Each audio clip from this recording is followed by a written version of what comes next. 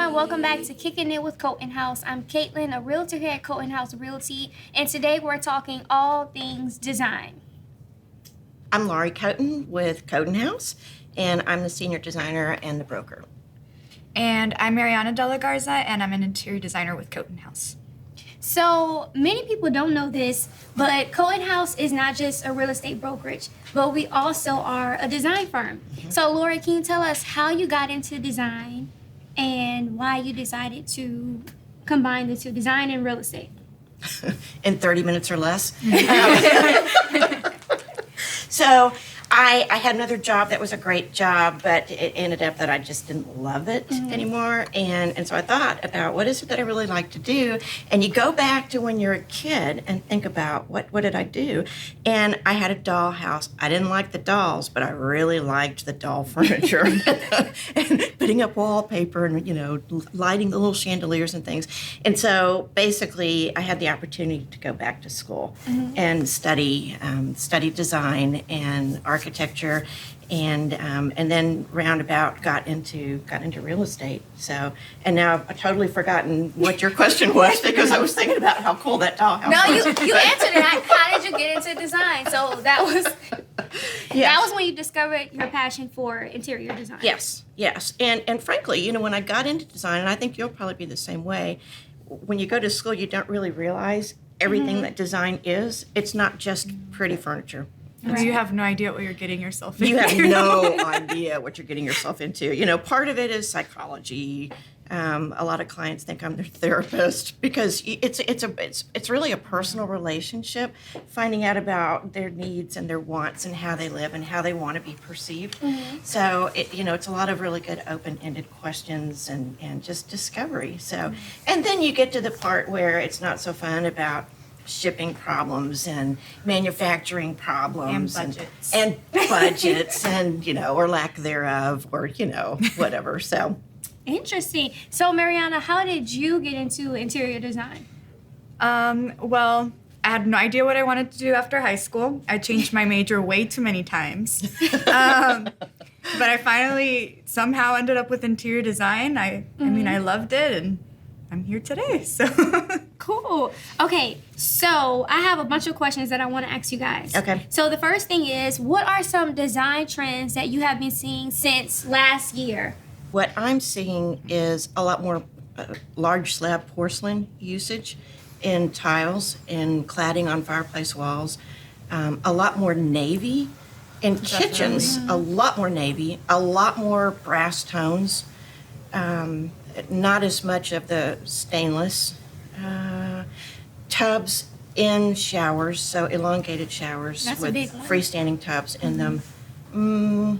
Still the gray and white is really, really popular, but I think people are adding more splashes of color for their personalities. Oh, and the other thing too is more areas that people can have as their own space in their homes. So if they need an exercise room, or if they need a place to go and work where the dogs aren't going to bark because, or the kids are going to come in. So different uses of rooms that they already have. Zoom walls being all the rage. Zoom walls being all the rage. Yes, we're doing some pretty cool Zoom walls. Okay. When you say Zoom walls, I was like, what is a Zoom wall? And then I thought I was like, oh, for Zoom meetings. Yeah. Okay. Yeah. Interesting. Yeah. Okay. Because you want to make sure that the wall behind you on the screen always looks good. Okay. Yeah. And then when you think about what goes into that, it's more than just, oh, I want it to look really good. It's who do you talk to? How do you want to be perceived? What kind of artwork do you want on there? Like we're doing one it's really cool. It's a hot pink grass. And the existing pictures are really pretty, but they don't necessarily go on there and they tell two tales. And so again, it's how do you want to perceive, be perceived? What colors do you wear? So how are you going to look against the wall? What else is going to go in there? So there's a lot of detail. Okay. So the things you said, I've seen when I walk into model homes. I've seen the navy cabinets in the kitchen. I've seen the tubs in the showers. And another thing I've seen is the black accents, like with the light brown wood. It's like this light brown and then the black light fixtures and some other black accents, but I see that a lot too. Yeah, good point. And I do love that. Obviously, we have it in the office. Yeah. But I do like the black accents, and there's a lot of different light fixtures that are coming out with that. There's a lot more fixtures that are coming in, like sink fixtures and hardware, and yeah, I mean it's nice because it's elegant, but it's a little more masculine, very clean. I like that look a lot. So, I do too. Good, I good really for like you for it. noticing. I did notice. So the other question I have is, and I think this one is really, really important. So when you're designing your home, what are some do's and don'ts as far as customizing it? Because I've learned this from you. You don't want to over customize the home, because when you get ready to sell it, people may not want it because your taste is too, it's too customized. Yeah, and the other thing too about being a designer and a realtor is that you know how much to put in your home, and you can tell your clients, don't do that. It's really not worth it. You're not going to get it out. For one thing, people are more transitional now than they used to be. So most people are not going to be in their homes that long. So if you're, like, for instance, let's say you're talking about putting heated floors in your bathrooms, that you're not going to get that money out unless it's just something you really personally want to do. So yeah, it's important to not make it so much yours that the next person's going to come in and go, oh, that's horrid. For one, I don't know if you're seeing this too, but people come into a home and if it's got a hot pink wall, or several hot pink walls and a green kitchen, they may just keep walking because they don't know what to do to make it look better. They can't visualize what it would look like if it was painted, like a really nice grayish. They don't know who to do it, and they don't know how much it's going to cost. So they'll just keep walking. So that's part of being a designer and a realtor, is that you can visualize for people and help them to see what really is, how really to doll up the black dress. Does that make Okay. sense? Yeah. Okay. So what are some areas of the home that you think it's okay to really customize to your personal taste? And then what are some areas that you think it should be like a neutral zone? I'll take that. Yeah. Save. Okay, so I guess when you're thinking about customization, part of it is in the fixtures and the finishes. Part of it's in your overall furnishings, your furnishings and your accessories.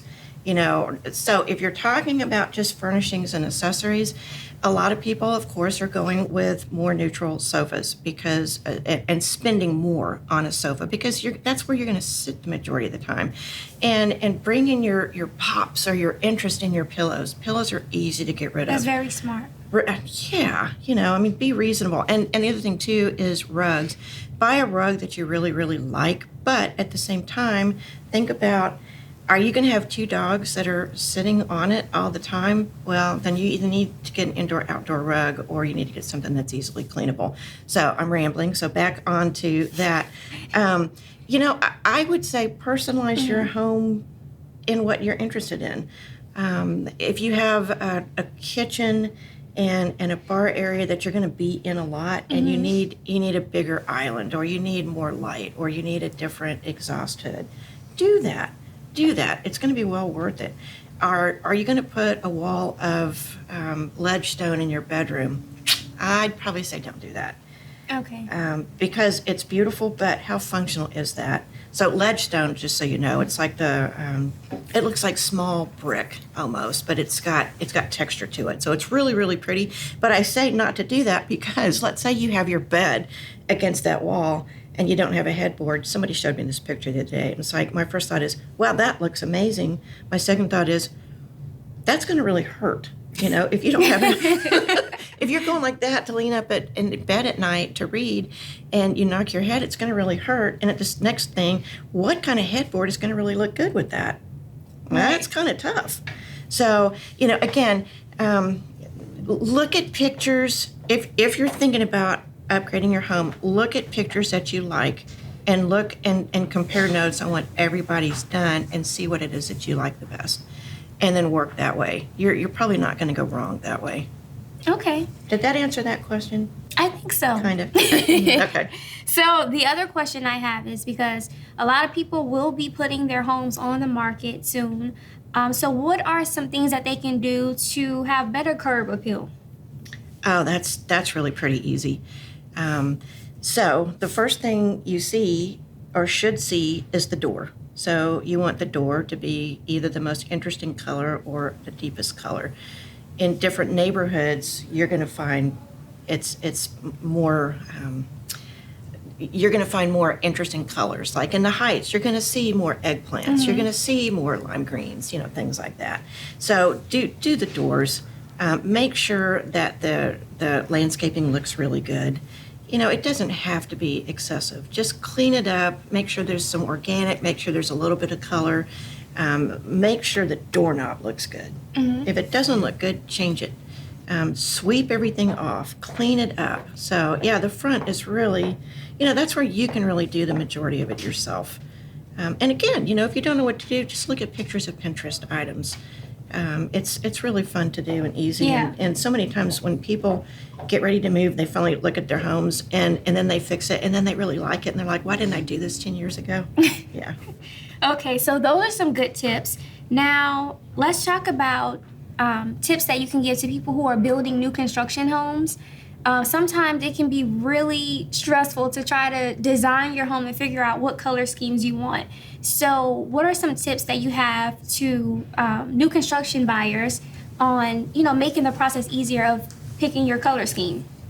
Find inspiration pictures and then pick the finishes that you see in there.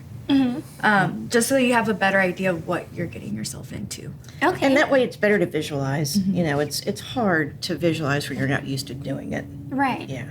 Okay, so create a board on Pinterest and then put all of your inspiration photos there and go from there.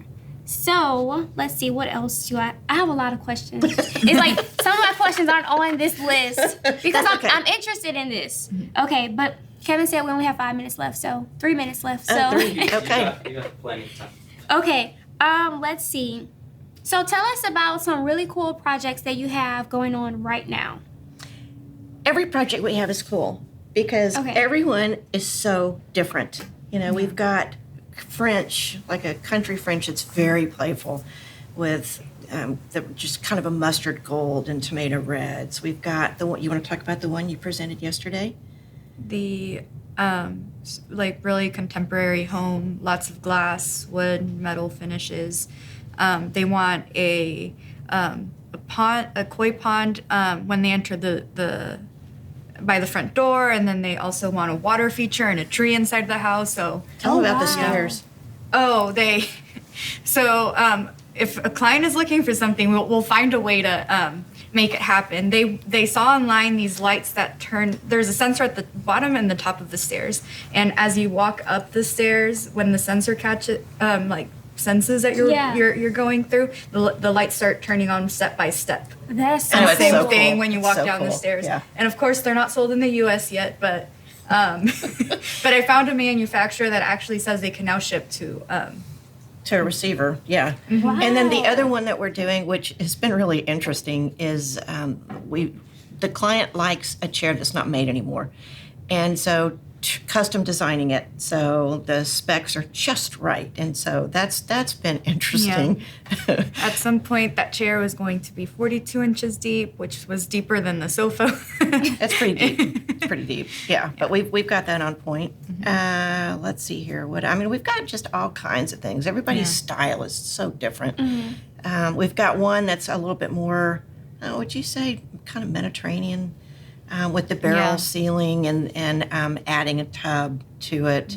Got rid of the tub, got rid of the shower, changed all that around. So we do remodeling also, which you can tell. We've got another one coming up, totally different, very, very neutral, very shiny. Just really, really interesting. There's all different kinds, and we're just excited to work with each client, get to know them, and give them what they want. Give them what they need, but in a realistic way. To be honest and say, you know what, you really don't spend your money on this, but this, this is important because this is what you're going to live with every single day that you're in here. So anyway, so we love what we do, and we love our clients. That's amazing, and I think everything you guys do is so cool. I love to see when Mariana posts on her story all the different color schemes and things like that. I think that's so interesting. So, where can people find you if they have interior design needs? Have them reach out to Coton House. I'm Laurie Coton and Mariana De La Garza. They can go to our website. We've got a YouTube channel. We've got obviously social media handles, or they can just call us. Call us at the office. Yeah. Call me on my cell. Call the main office line. We've got a great staff that will be very welcoming to help answer any questions. And the other thing too is don't be afraid of working with an interior designer, because we're not all snobs, and we'll just it can be a fun process. It should be a fun process. The goal is to make it easier for the client. Absolutely, and to feel comfortable with it. So yeah. Okay. Well, thank you guys for tuning in to another episode of Kicking It with Coton House, and we'll see you in the next episode. I've been working